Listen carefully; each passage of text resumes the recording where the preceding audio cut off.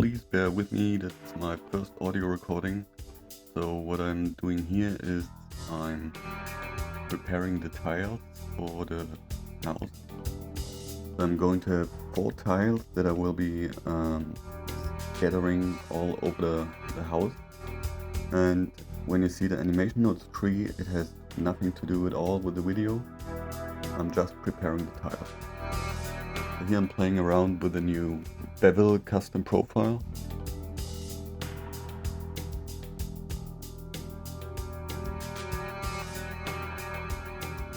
And as I have a lot of elements, or at least 2, I'm trying to do the driver thing to all the other bevel objects. It does work out kind of, but not really. But it helps.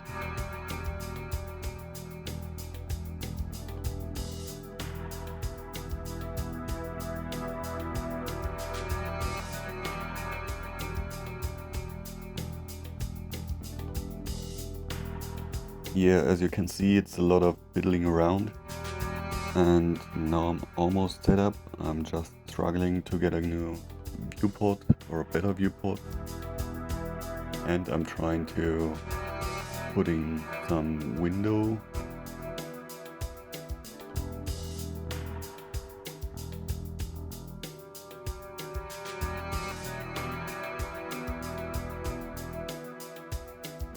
Just using the wireframe modifier and switching it from replace to not replace, I guess.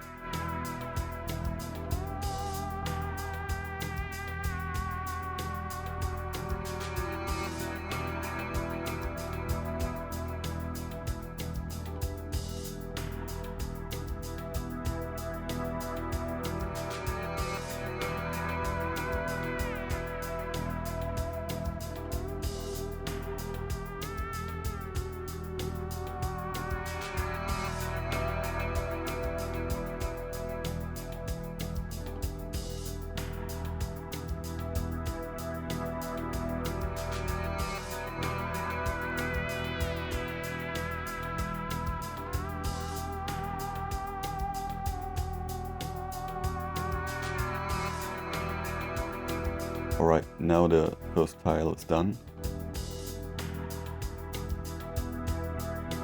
And again, I'm trying to do something with Animationnodes, like trying to duplicate it a lot of times. And here you see me just using the mesh of this object, or actually the mesh of all objects in the collection, and duplicating them a bunch of times.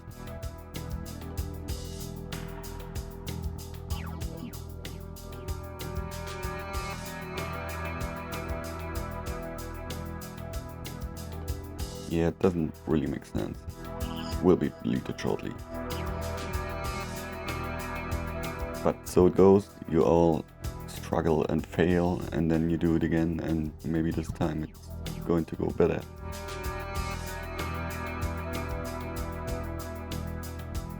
Alright, I got something, but I'm not quite sure what I'm doing here.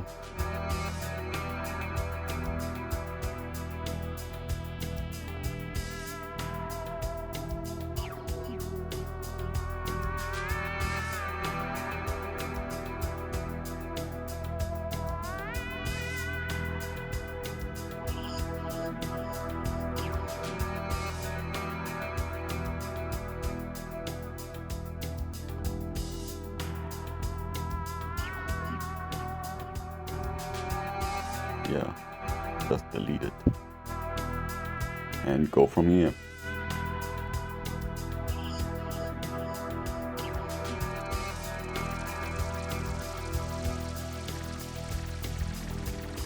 First thing I do is I instance a bunch of empties, then I go into one of the empties and copy the data path of the instancing value. Just by putting it into the object attribute node, I can object attribute output node. I can tell Animationnodes with a simple text input that this empty will instance a collection I tell it to.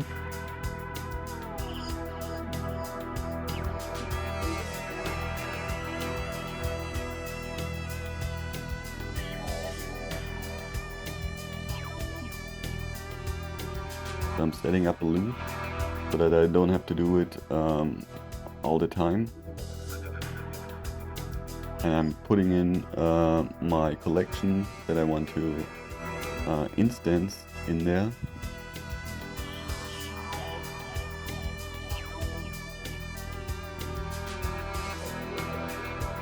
Then, as you can see, the distributed matrices just instances empties, and on those empties I instance collection. That's pretty much about it.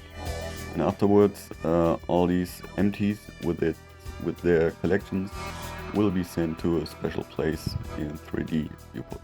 Like, that's what the matrices do. And with the compose matrix and the transform matrix, I can easily rotate all the empties. So that's one wall done. Now I think I'm thinking, because the mouse isn't doing anything. Or maybe I'm just distracted by something, I don't know. Oh, here we go. Alright, one wall done. How do I do the other one?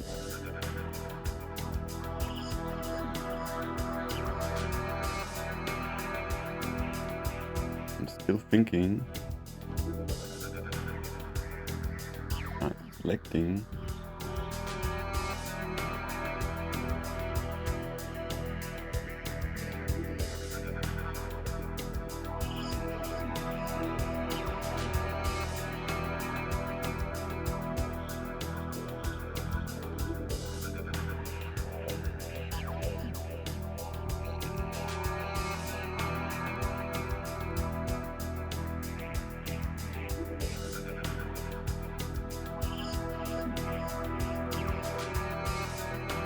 Yeah, just making sure that everything works, and here I have selected something I shouldn't have selected and parented it to the main empty of my first collection, and now I'm getting it and I do something else. I'm just checking if the setup is all running with all the drivers of the bevel modifiers. And it kind of does it.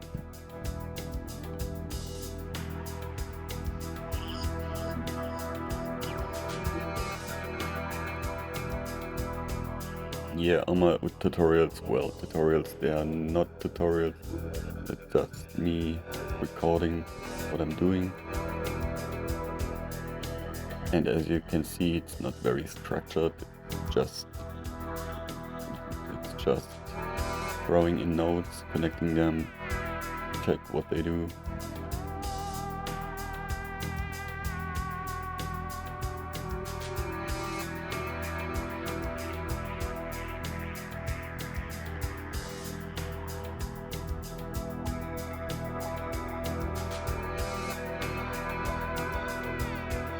Okay, here we go with the setup of the viewport inputs.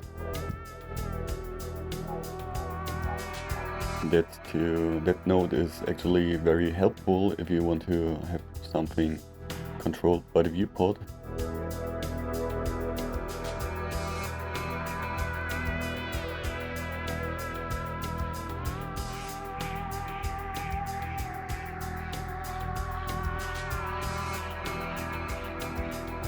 Throwing in some math nodes, I guess, to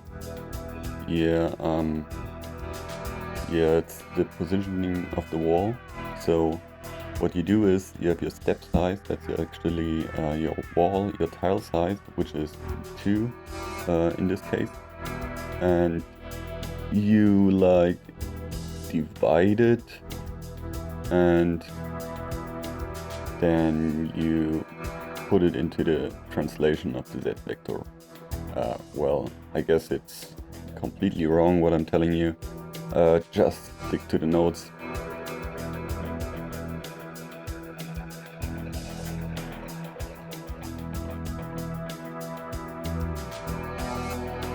Okay, one wall done, the other one, so now I'm struggling with putting in the right step sizes and stuff, and I'm just copying my whole node tree so that I have the other walls that are in 90-degree rotation.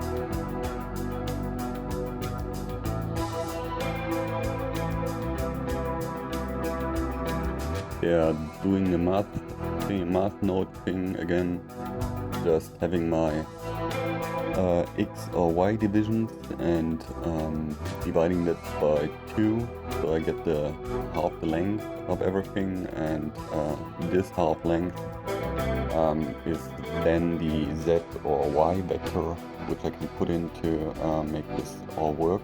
So if I up the y divisions on the front face, the left wall should also go to the y axis in some specific manner, and I'm setting it up here. Like, the specific manner is all the walls have to stick together and not protrude to each other.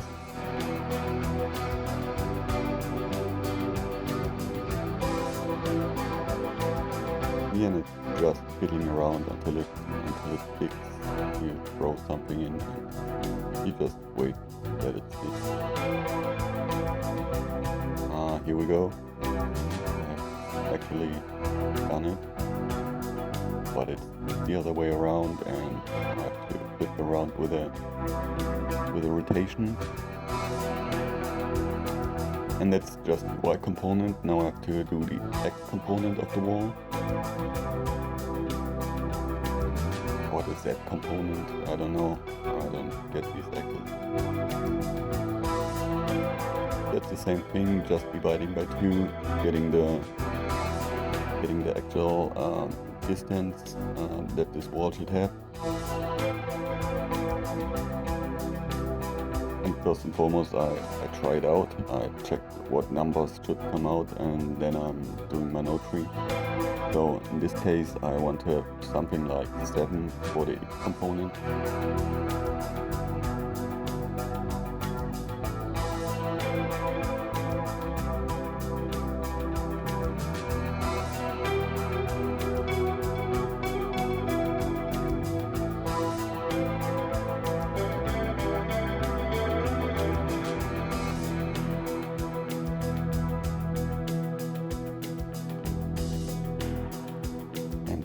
Getting it wrong, of course. There we are.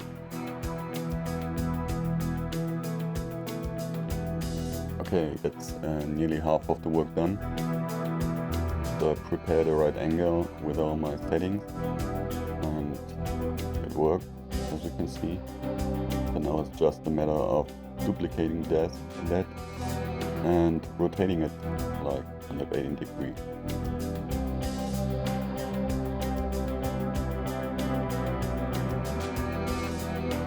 I'll make a copy of all these matrices,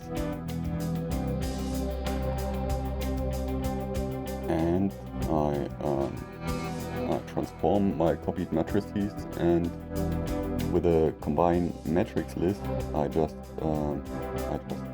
append the first list to the second list that is 180 degrees rotated, and give it out again. And as I'm just doing these matrices things, which are very light on the computer processing, just afterwards I'm doing the actual instancing of the wall, it's very, very light on CPU. So here I'm checking how I can move my whole house, so everything is bound to this one NPC in the middle.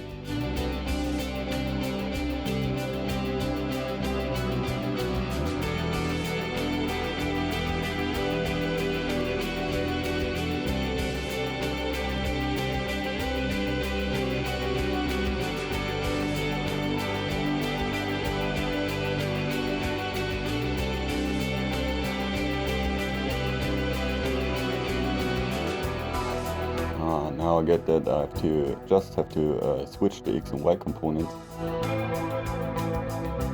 Yeah, and everything works.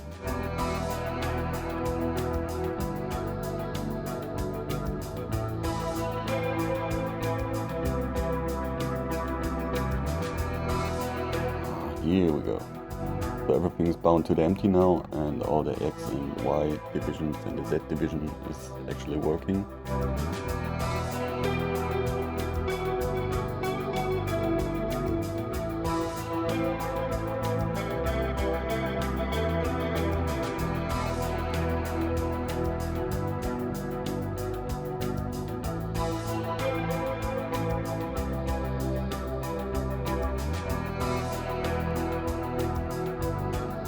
So to have a better control of the whole building, I'm offsetting all my values by a wall thickness value, so that I don't have any overlapping faces, which would lead to Z fighting. I don't want that.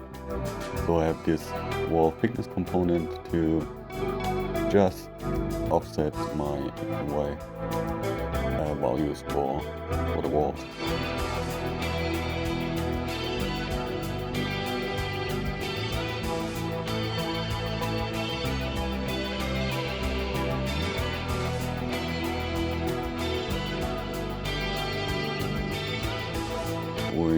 I'm going to try to import all the different wall tiles, which first I have to prepare, I guess.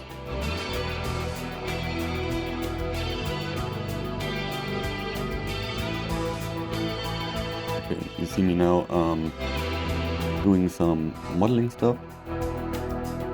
So I copied my whole collection, and I'm now trying to bring in some variations to the wall tiles.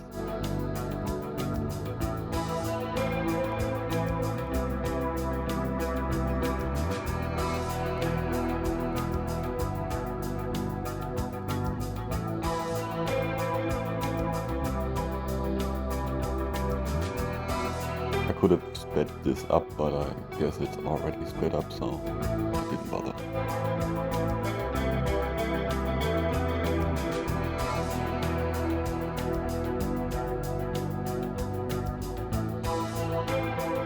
Yeah, you should always use stored views as an add-on. It's included in Blender, it's really powerful.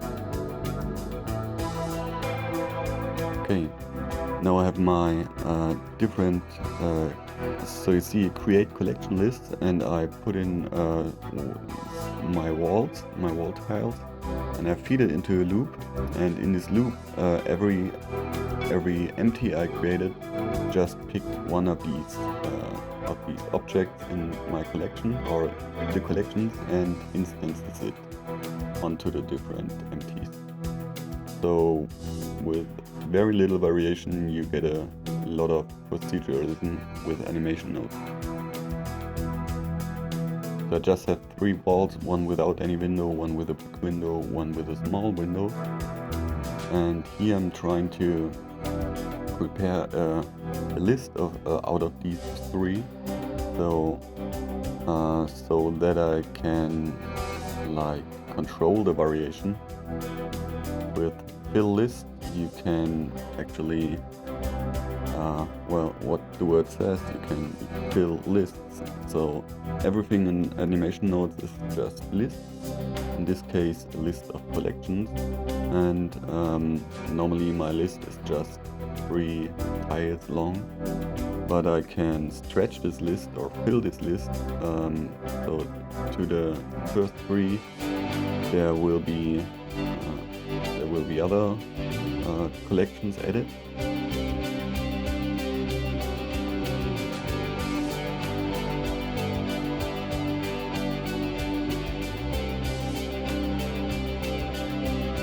And now my loop can decide or can get random values from a lot longer list, because I filled the list with like 600 of the walls without any windows and 3 windows that are just small and stuff, and the loop will randomly pick some.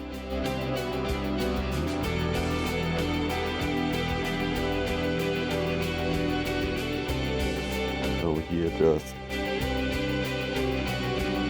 tidying up, putting all in the respective collections. Now I'm preparing a door tile, which is, well, if you have a house, you have to have a door.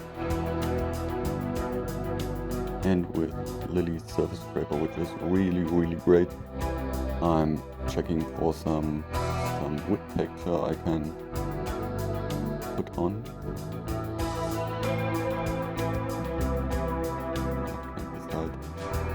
And it doesn't work.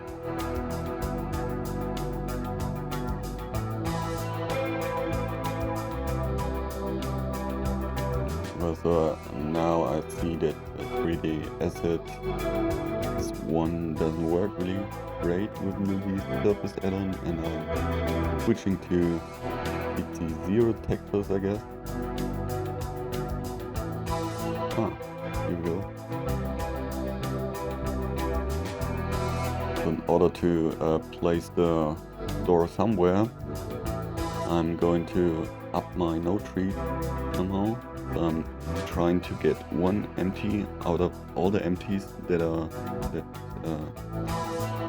the walls, and to this one empty I have to instance my door collection too.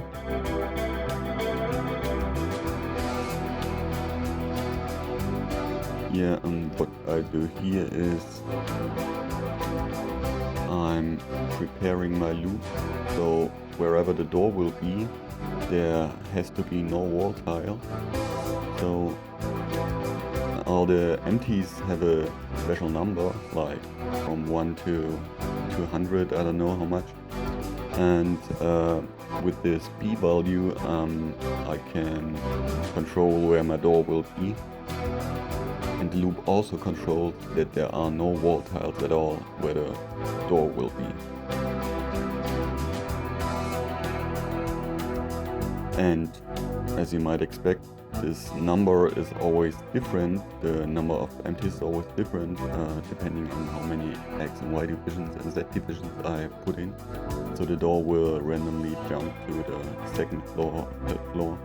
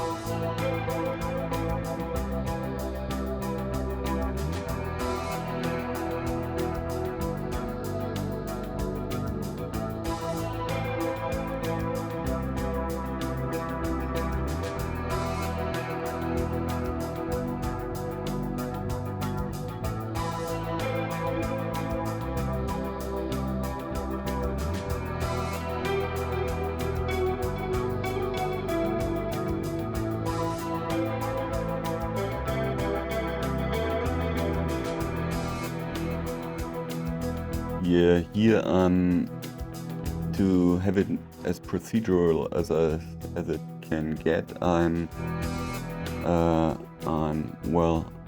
making the values for the walls public, like what elements should be in there and how many of the wall tiles will be in the list that the loop chooses from.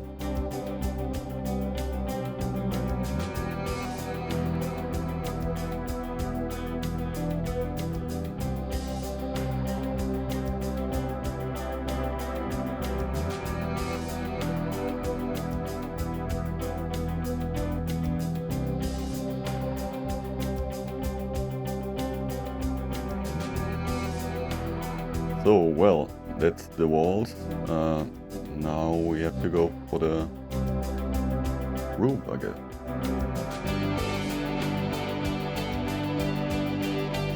As you can see, I copied something, and it's obviously my matrices, and I'm changing the Z division, so I don't use any set divisions now. So what I want to do is I want to have a continuous line of empties or points or matrices that will comprise a spline, and specifically a 2D spline that I can then afterwards extrude as a roof. So I don't need any set component because I don't need any stacked splines. I just need one spline. And here I'm figuring out if everything works, and it kind of works.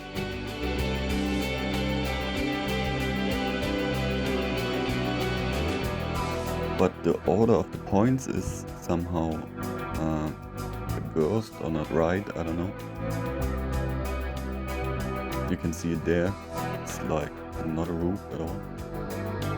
And by sorting the numbers, so normally you could, I don't know what I did here. I just up the X and Y resolution and everything works out, so I'm not bothered with sorting anything.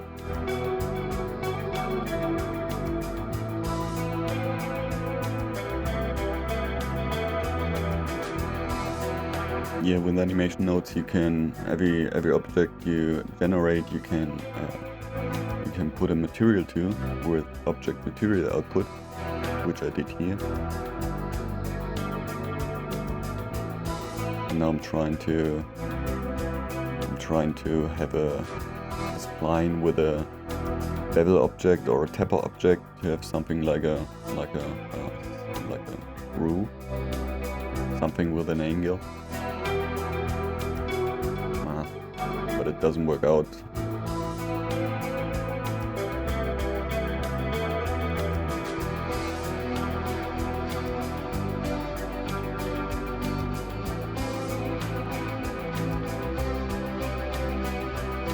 So actually I'm just generating two splines. One is the spline that circumferences, or however you call it, which loops around the wall, and the other spline is the bevel or tapper up, which I try to generate from just 2 points, which will be just a line in space, which will be tapered to the spline surrounding the wall. And it kind of works. It brings a little detail to the roof, so I'll leave it. And now for the actual roof, like the big plane that covers everything inside.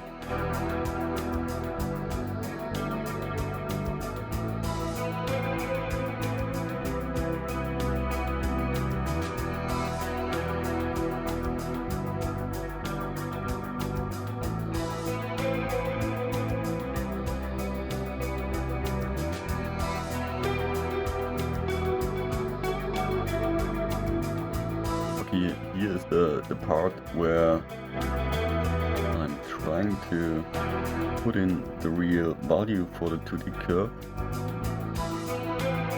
It doesn't work. I don't know what I'm doing wrong.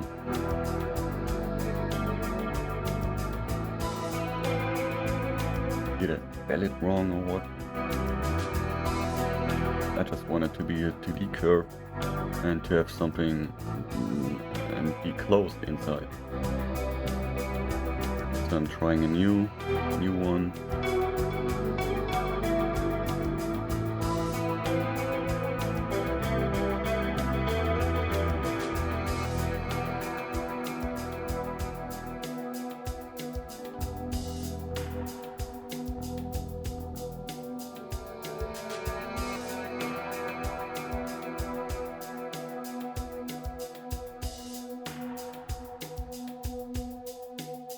Well, I instance the curve and the 2D curve and give it the spline value of my roof. And here I'm just feeling around if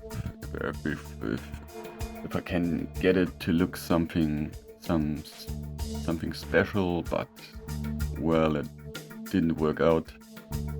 So I just leave it closed as it is. That was my plan. And I offset it in space a little so that it behaves like a roof. And here we are.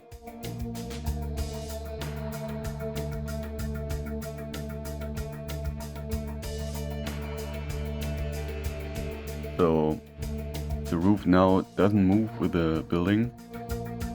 I have to make it work by offsetting it first.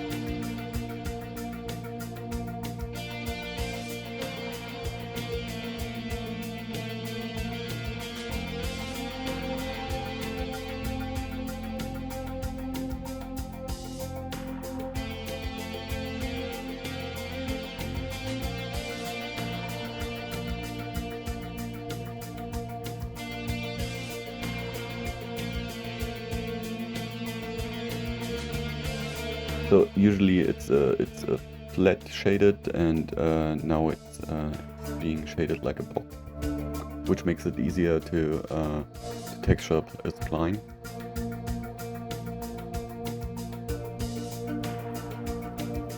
I'm importing some trees.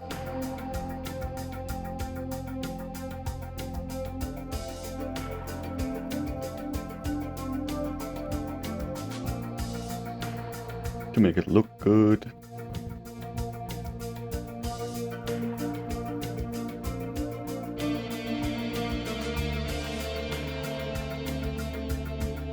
Yeah, downloading 8K JPEGs is not the fastest on my computer, obviously. Now, getting the adaptive surface subdivisions right. And we are nearly done. Well, yeah, not ever done, but well, for this particular scene.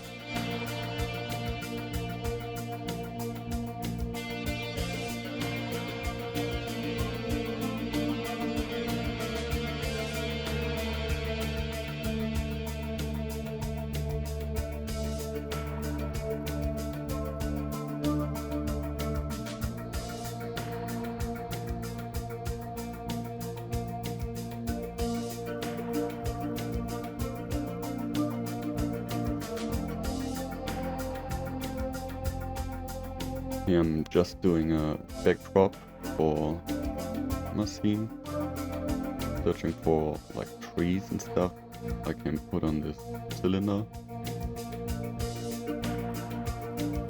It will then serve as a backdrop. There we go. Adjusting the UV mapping a bit, I guess.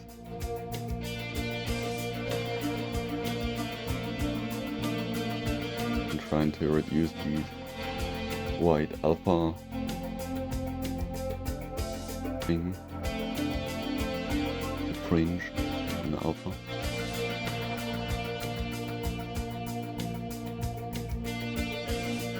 Just rendering, and cycles is out of memory. Great. So I switch back to supported and everything works. So it might be something with the subdivisions of the floor.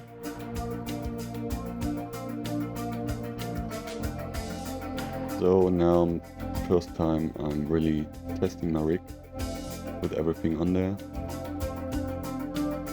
Yeah, works pretty well.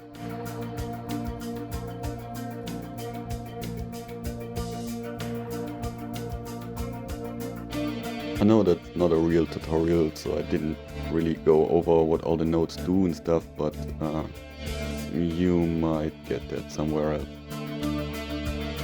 I guess the whole video is just to show that you have to really kneel into something to know what it does, and then you're fairly fast to set up such a node tree. It's the same with shader trees. If you're sufficient in shader trees, you know how to use math nodes and how to subtract and multiply values and stuff, and it's the same with animation node. You just use the vectors of certain objects, so where they are placed, or the rotations, or the scaling, and do something with it. Well, here I'm setting up a particle system because I thought it looked cool, but it just took way too long. That's it, folks.